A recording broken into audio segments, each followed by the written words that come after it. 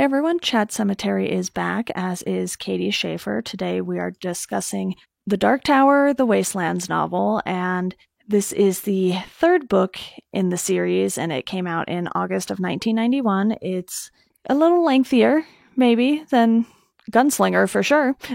For real. I think it's a little longer than The Drawing of the Three as well. Yeah, I think so too. I think it's, I've got the book in front of me, and I would say it's a good at least a quarter to a half inch bigger than the trade paper, than the smaller trade paperback. Yeah, so I want to start by talking about how things rolled over from The Drawing of the Three, because obviously with how expansive this series is, you're going to have a lot of continuation happening. And I haven't read the rest of the series yet, so I don't really know how, I believe it's The Wind Through the Keyhole plays in, because I know that's kind of like a 4.5, but it came out as the 8th book, or he did something a little weird there. But this one pretty much directly follows The Drawing of the Three. You have Roland and his quartet. I don't really know which way that goes. Quartet. He is accompanied by Eddie and Susanna still, and then we get a lot more of Jake in this novel, which I think is something that kind of upped my enjoyment of this one more over the other two. I liked the role that Jake played in The Gunslinger, and I thought him and Roland had this interesting relationship, and I'm glad they've been able to expand on that so much more with this novel. Yeah, he feels like an anchor to the storylines in both The Gunslinger and in the Wastelands and continuing books. I've read 2/3 of the way through The Wizards and Glass and will continue on after this. But I think that Jake works so well in this book because we get so much from his perspective in our world. So it gives us a place as readers who live in this world to grab onto the story and really get invested in it, especially once Jake gets, pulled in to Midworld. So I think that King does a masterful job of giving us a real look into who Jake is, which we don't get a lot of in The Gunslinger. We get a lot of, Jake's actions, but not his history and what his home life is like and how he interacts with our regular society. And it makes Jake such a more well-rounded character in the Wastelands because of that. Yeah, and the Wastelands in general is just such a great setting for this novel, and I think it really amplifies these relationships between all of the characters, even though Eddie and Susanna might not know Jake that well, because he is kind of doing his own thing at the beginning, but he knows that it serves a purpose. He just doesn't know exactly what that purpose is yet, and Stephen King has a knack for writing kids in a way that makes them understand things that adults either can't understand or they've just grown out of being able to understand. Right. And he does that really well with Jake because it feels like Jake doesn't really grasp the nuance of why he's doing what he's doing until as he gets closer and closer to his goal, more and more is revealed to him. Yeah. But in the beginning, he's acting very much on instinct and interacting with his day-to-day life with a coked out dad and an absent mother and a difficult school life and all of those things. But yet he's so practical. He's very much the person we see in the Gunslinger because he is so practical and so like, well, this is not working. I am not going to do this anymore. I am going to go on my own path and do this thing, even though for most people it would seem like that's a crazy thing to do. Right. I do want to talk a little bit about the villains in this too, because there are a lot of interesting things that Stephen King did in this one. Blaine the Mono is literally a monorail that is going crazy. And yes, just to have this inanimate object, I mean, it moves, yes, because it's a machine, but this inhuman monorail be this big bad villain and sort of just have this overbearing voice from what you can tell, because every time Blaine talks, it's in all caps in the book. Yes.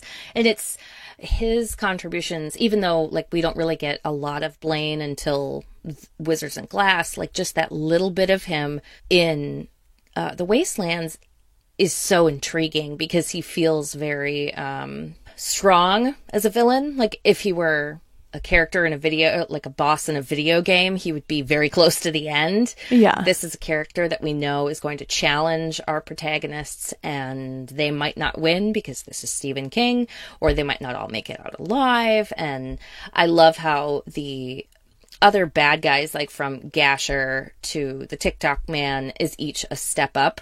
Yeah. In scary. And then they get to Blaine, and Blaine is both their savior and their, and maybe their doom.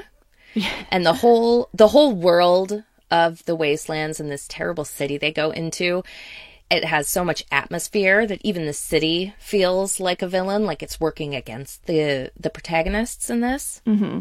Plus, you have the fact that Stephen King makes the monorail suicidal. So you can tell there's this sort of commentary going on underneath with this character. It's like, yes, Blaine is a monorail, but there's obviously something else that Stephen King is trying to get across here. And if Blaine commits suicide, he kind of takes everyone with him.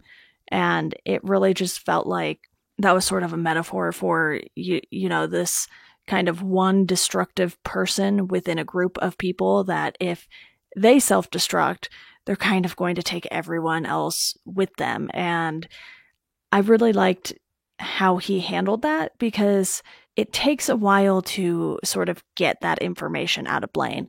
They're kind of playing these games back and forth with each other until Roland gets really mad. And it's like, you know what? Here's how it's going to be.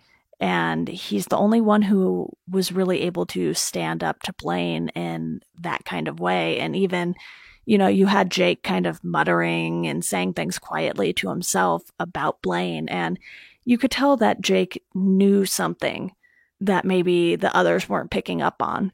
Right. He has this almost foreknowledge of what's coming. Yeah. And how his foreknowledge interacts with Roland, who is a force to be reckoned with in every book. But in this one, by the time we get to Blaine, he is so enraged and frustrated and hurt by everything that's happened that he feels even more terrifying, even for a creature like Blaine, who, is an inanimate object, supposedly.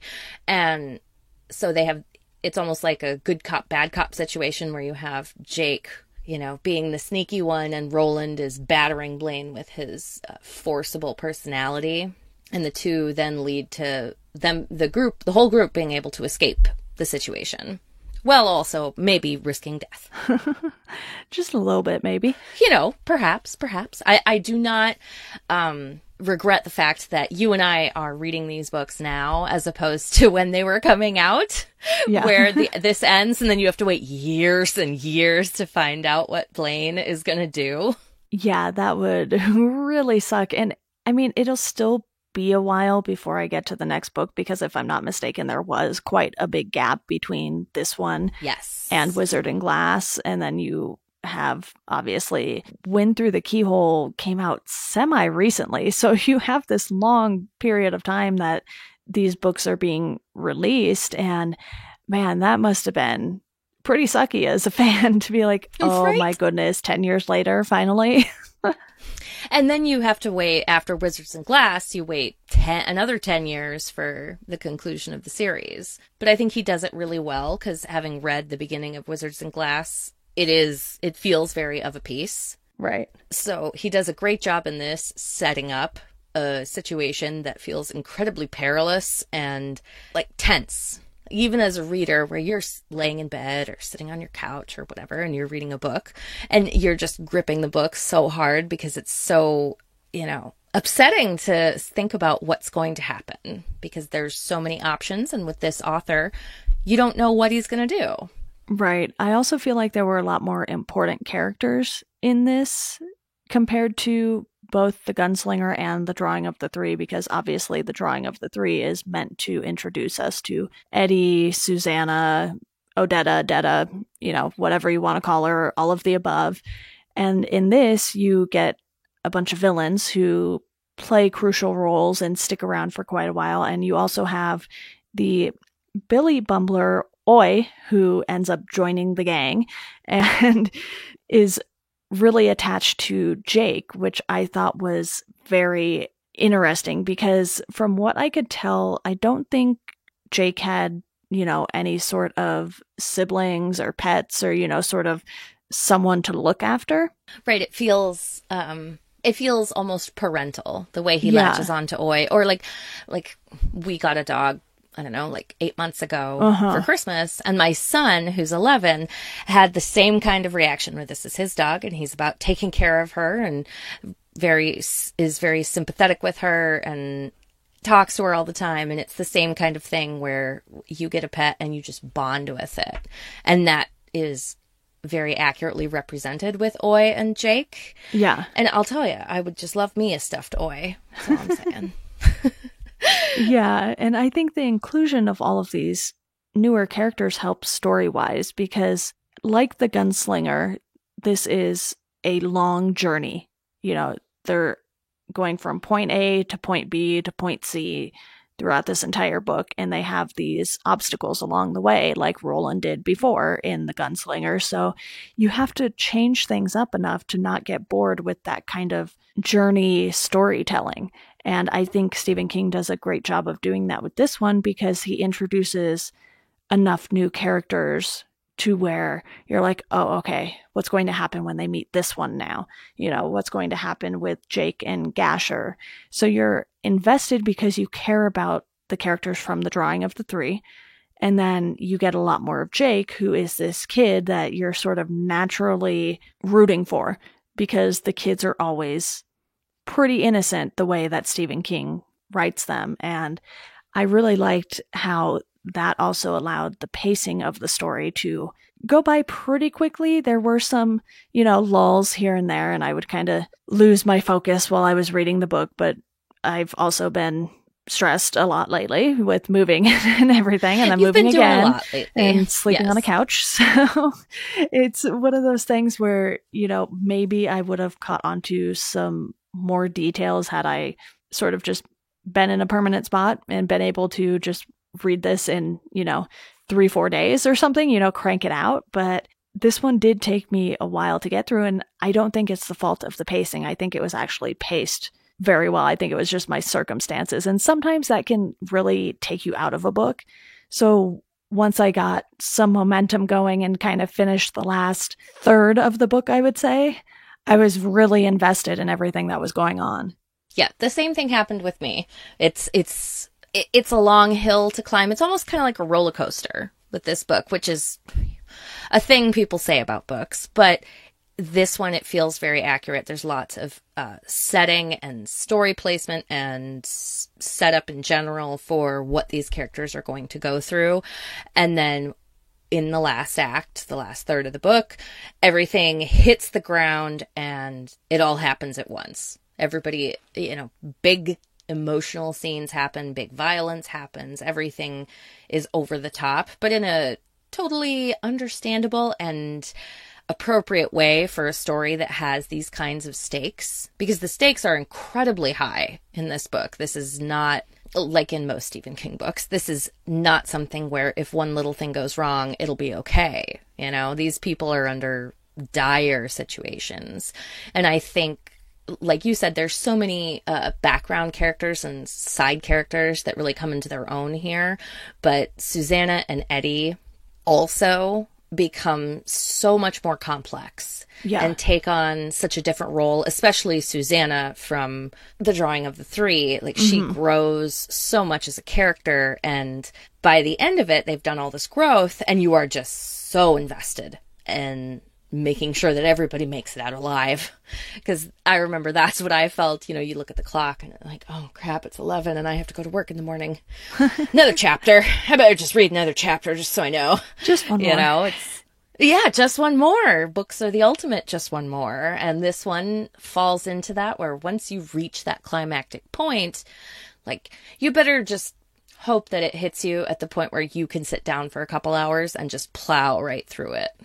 Exactly. And I'm glad that you brought up, the characters becoming more complex. And that wouldn't have happened if we didn't meet them the way that we did in The Drawing of the Three. They had a lot of room for personal growth. And I think that's something that made this book more exciting. The two of them are a couple now, and Susanna has to go on and do, some horrible things with the demon. And oh, so bad. It was one of those scenes that is painful to read, but at the same time, Susanna is shown as this powerful character. So You're obviously rooting for her, and you're like, yes, destroy the demon. It's really weird that you have to do it that way, but yes. Right, exactly. And I think at the end of the drawing of the three, both of them feel like almost blank slates, like they've overcome their difficulties. Eddie is now sober and dealt with his addictions and is ready to move on as a human being. And Susanna has found a way to bring herself together, and they've formed a relationship and a bond, and they've found a way to connect with Roland. And so now they're ready to become more than what they were before. And that's what happens in the Wastelands. And in particular, that scene with Susanna, because it's a rape scene. There's an intense sexual interaction in this book that is... Stephen King does sex, and some people it'll work for some, and it won't for others. That's just how it is. And it generally works for me. And I thought that this scene feels like a powerful display of her taking ownership of her sexuality, of her power, and her ability to dominate the forces of the darkness with herself. And I think it works, but it definitely will not work for everyone. Yeah, and I would say, you have moments like that in It, where I think, that yes, one scene in particular, I don't think it really works for anyone, actually. Not anyone I know anyway. And I feel like it's something that I remember reading and being like, oh, okay. I mean, I guess I see why you put this in there, but couldn't you have picked something else? Yeah.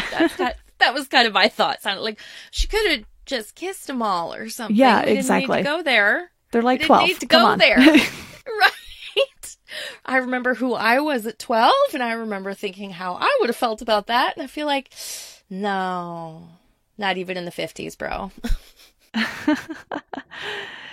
But you have these scenes that can be basically talked about as controversial, and I don't think this one is nearly as controversial as that one, mostly because obviously Susanna is making a choice. She's like... And Susanna's an adult. Yes, also that very important distinction there. But Roland kind of tells her how it's going to be, and it's going to come down to the one of the two of them, and it happens to be her, and she's like, okay, I don't really want to do this, but for the greater good, I am going to do this. And there is a reasoning behind her deciding to do that, because she's like, okay, if I don't, this is going to end very badly for all of us. Right, and she knows that. It's not just a sense, it's not what Roland's told her, she knows that, to her bones. And I think the fact that Roland is just as willing to take the sacrifice of doing that is very important for how you take the scene. This isn't just necessarily Susanna's sacrifice, it could be his. And Eddie also has a part to contribute to that scene, and it's important that it is a thing that they all do together, that they are a quartet, that it is a challenge they face and overcome, and that Susanna uses her own special abilities, I guess, to find a way to triumph in that moment, even though it's a horrific moment, and overcome the challenges that they're facing and complete the task. Yeah, you have a lot of life or death situations in this, and I specifically want to talk about the ending here real quick, because while there are a lot of things we can mention about everything in between, I think the ending... so many. I think the ending is really what stands out, because it comes down to riddles, of all things. I almost felt like I was reading a novelization of a Batman comic.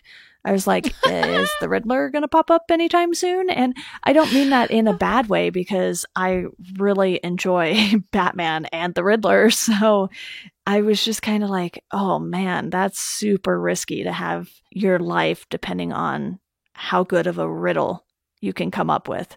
And for me, it felt like something out of The Hobbit. Okay. It's the same thing. Exactly. Like, you're you're placing a lot of risk here, my dude. Are you sure this is how you want to go? But they just have no options. Yeah, and there's so much tension between Eddie and Susanna and Blaine at first, because they're the ones who set out to go find Blaine, and they have no idea what to expect either. So they're going one way, and Roland is going off on his own to find Jake. I mean, he has Oy with him, but how much good Oy is going to do, that's debatable. He kind of just calls out for Jake every now and then and doesn't really totally grasp what's going on because, again, he is Oy, and not really going to get a lot out of him intellect wise because he is a Billy Bumbler. Billy Bumbler, yes. I don't really know what that is, but it's a thing. I always thought of it was like a lemur with a sharp claw, like a raptor claw, like in Jurassic Park. That was my image of it, is a lemur. Interesting.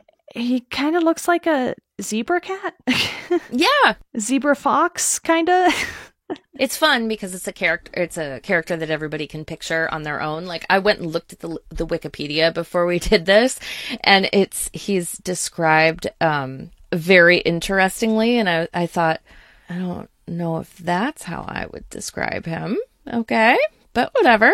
Yeah. And I think it was like a cat, raccoon, a combination of a badger, raccoon, and a dog with a parrot-like speaking ability. It's like, maybe throw a little fox in there. That's a lot of things that don't go together, my friend.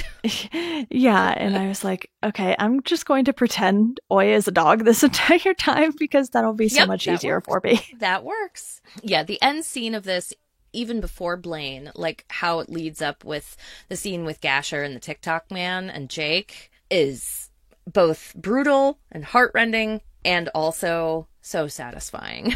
Like, that scene is so satisfying, and then you go into the Blaine scenes where they're so unsure and everything all of a sudden gets flipped around, and now we're back to uncertainty about whether or not they are going to escape. That it's such a good emotional tease for the reader.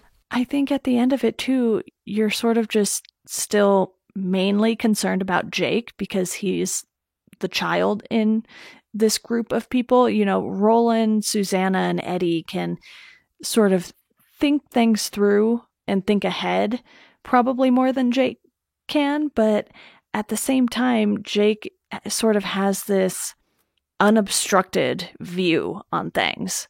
He hasn't been jaded like Eddie and Susanna had, and Roland is obviously very mission-oriented, so he's even different from Eddie and Susanna, and so at the end you have these characters who are all in the same situation, but they're all very different and handle things in very different ways. But I just feel like Jake is sort of the one you're like clinging on to this entire time from when Gasher takes him and then with the TikTok man, and you're like, no, not Jake, please not Jake. And so you're really hoping this book that Jake has of riddles is going to stump Blaine in the future. And obviously, it ends and it's just like, kind of let the games begin. And you're like, wait, what? No, give us more.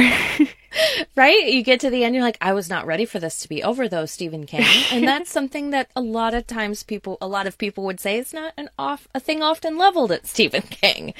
But yeah, exactly. And Jake is he's such a sympathetic character, and he's impetuous, and he is such a great creation within this book that I am always so pleased to read about him. And it was such a treat to have him come back in this. Yeah. And I mean, it's foreshadowed in the beginning of this and in the drawing of the 3, but once he finally gets there, you're like, oh, thank God. Awesome. Now we've got a great character to latch onto. Let's go with it.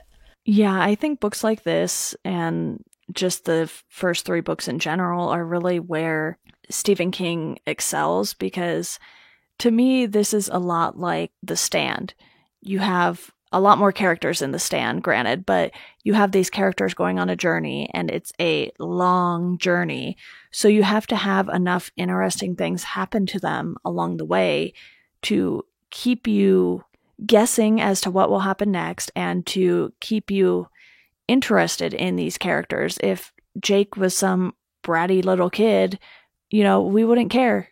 He's more inquisitive than anything else, and the fact that he seems to want to learn constantly, too. That is something that I think makes his character in particular so interesting. And then you have Roland, who, like I said, is very mission oriented, and he is full of knowledge that he can give out to Eddie, Susanna, and Jake as needed. So he kind of explains things along the way, and Eddie takes on this bigger role. And Susanna is embracing what she's able to do now. So these characters are just so well written that it really propels the story forward, even if it feels like they maybe didn't make all that much progress by the end of the book. Right. And at times it does feel that way. But I think it's also, like a lot of these books that King does, it's a very deep story if it doesn't go very long, which there's a lot that happens in this one. But all of the backstory and world building and all of the things you can see, because obviously the Dark Tower is the center spoke in King's writing universe, we shall say. And you see in this book a lot of the things that come in the other books, like Insomnia or It or whatever. Like there's a lot of tie-ins that happen. And in this book, it's very much the support structure that kind of spreads out. This is the first time we really see Roland talk about what it was like and what the makeup of the universe is and how everything works together. So it's a very important book for the structure of the story. And I think that that's partially why we don't feel it gets as far as, say, The Gunslinger or The Drawing of the Three, because there's so much detail integrated into the telling of the story. Yeah, I want to make note of a couple of the towns that they pass through, because they do come across some very interesting people. And the two towns that I want to talk about in particular are River Crossing and Lud, because Lud is the city they're learning the history about. And before they head out, Aunt Talitha gives Roland a cross to lay at the base of the Dark Tower when he gets there. And obviously she's aware that it's going to take a while. So you have these cities, though, that they're either visiting or learning about, and they definitely find some weird people along the way, because River Crossing is in Midworld, and that's where Oi comes from. I don't know if it's necessarily that town, but just Midworld, I mean. And so you have these two groups, the Greys and the Pubes. Great names. I know, right? And they're just so weird, and you never really care about either group in particular. You're just like, wow, this is an interesting choice. And then you get to Lud, and you're kind of like, okay, all right, got lots of old people here. That's the thing. Right. It feels almost like background structure to give us an idea of how old the world is and how decrepit. It's like an actual manifestation of how decrepit the world has become. And like people are born old, it feels like, in this world, because like you said, there are so many old people. And it feels like we never see any large groups of young children. And there's the smaller town feels like a preparation for Lud, because it's so different than anything we've seen before. And if you've read King's other books that talk about this, like The Eye of the Dragon and such, it's so different from any of those books that it feels very dystopian and post-apocalyptic and all of those delicious things. But then we move to Lud, and it gets so much darker. The small village they visit is one level of dark, and then they go down to Lud, and it's just the base of hell, essentially, is how torn up these people's relationships with each other are. They don't have any sense of community or society. It is all about war and conflict. Yeah, and it just goes back to the world building that you were talking about. Even though we don't necessarily need to care about a lot of these characters, it gives you context for what this place is like and the various ways that people are living. Right. Because because so much of the book, when they're moving, like in regards to how much land space they move through, the vast majority of it is so empty. You know, we don't get a whole lot of pages in those times, but that's there's nothing to talk about because all they're doing is traveling. So much of their world, or of Roland's world, is empty. And then they come upon these places that are these dark, horrifying pits where people who live there have no hope. Like, they've just bought into the, depressing worldview around them. And it makes you, as a reader, want to find out, is there any place in this constructed world that Stephen King builds where there is hope? On the path to the Dark Tower, will they find anything happy, or will it all be this kind of depressing places? You almost feel like Roland is the only one who has any hope, especially at the beginning, because he's so focused on what he needs to accomplish. He's like, all right, we'll get there. We'll get there. We do this, we get there. And when Blaine is sort of messing around with them, he puts his foot down and he's like, here's how it's going to be. And he puts their lives on the line, even though he probably has no idea what the outcome is going to be. And obviously, there's 8 books now? So clearly they don't die in the next book. Yeah. Right. Like now it's obvious for us because we know how many books there are. Right. Well, and obviously he's a gambler. He knows when he's got a strong hand and he has a strong quartet behind him, and he's going to go for it because that's the only way through to survival and the only way to take the next step on the road to the Dark Tower. And he has this fatalistic hope of like, well, I have to make it because that's the only way I can achieve my goal. If it costs me everything, I'm going to achieve my goal. Yeah, it's just really fascinating how Stephen King was able to bring all these different personalities together. And, I don't know if I have too much more to say about this book. I really enjoyed the experience of reading it, but is there anything you can think of in specific that you want to talk about? I know it's been a little longer since you've read it. No, I don't think so. I think we covered everything. But I will say, this is a great read. This is one of the books that for me is my favorite of the Dark Tower. I've read it a couple times, and it's always, when I'm doing my reread, I'm always very excited to get to this one. So because it's so complicated and it's so complex and it's so well crafted that it is one of the more impressive of Stephen King's books. And that's saying a lot because I'm on this podcast a lot. And so obviously, which I thank you greatly for. Yeah, and I love being on here, which obviously I have a lot of respect for Stephen King, and I think this one is one of his best. Yeah, and I really feel like that I won't fully understand a lot of what's going on in this series until I hit the end of it. And obviously, the objective. But it feels like to me there's a lot of foreshadowing going on, but until you get to the next book or 2 books, you're kind of like, okay, what does this mean? What are we doing here? And then I think it'll all click once this wraps up, hopefully. Like I said, I haven't read it all, and I know endings can be a little difficult sometimes with Stephen King because you're like, huh. Or you're like, this was fantastic. Thank you.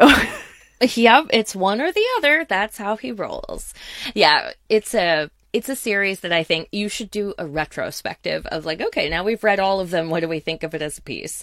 Because it's such a big piece of pop culture. And they're having it's HBO or Showtime that's doing the new Wizards and Glass show. Amazon. That looks... Amazon. Oh, of course, the one I left out. Yes, Amazon doing the new Wizards and Glass show, which... will be interesting. It hopefully will be better than the Dark Tower movie, which I still have not seen. Oh, it's so bad. I have to get to it eventually, but not anytime soon. Yeah, I saw it. I mean, I had high hopes, but they were dashed upon the rocks of reality. I think that's how a lot of people felt about it. So that's why I'm not in a hurry. Yep. You're like, well, that'll come when it comes. Yeah, but I'm definitely excited to see what comes next. Like I said, it'll be a little while before I get to Wizard and Glass, but hopefully it won't take me too long. You and I will be discussing Needful Things next week. You're going to be the first person to be on 3 weeks in a row here, I think, Katie. Whoa! I'm a trendsetter? Yes, and I don't know if you're going to end up on 3 times in a row again later, but we'll see what happens. It's a very long spreadsheet I have going. It means that I get to do more Stephen King, which always makes me happy. Yes, exactly. Well, Thank you for coming on to talk about it today. Before we go, though, I want to quickly let you all know about our Patreon. For $1 a month, you can get a shout out on the show. For $2 a month, you can get a Chat Cemetery sticker. There will be a link in the show notes for that. And you can follow the podcast at Chat Cemetery on Twitter and Instagram. Katie, again, thank you so much for coming on to talk about this. Always a pleasure talking with you. Thank you for having me, and I hope everyone enjoyed. Same here, and as always, thank you all for listening, and we hope you enjoy the rest of your day.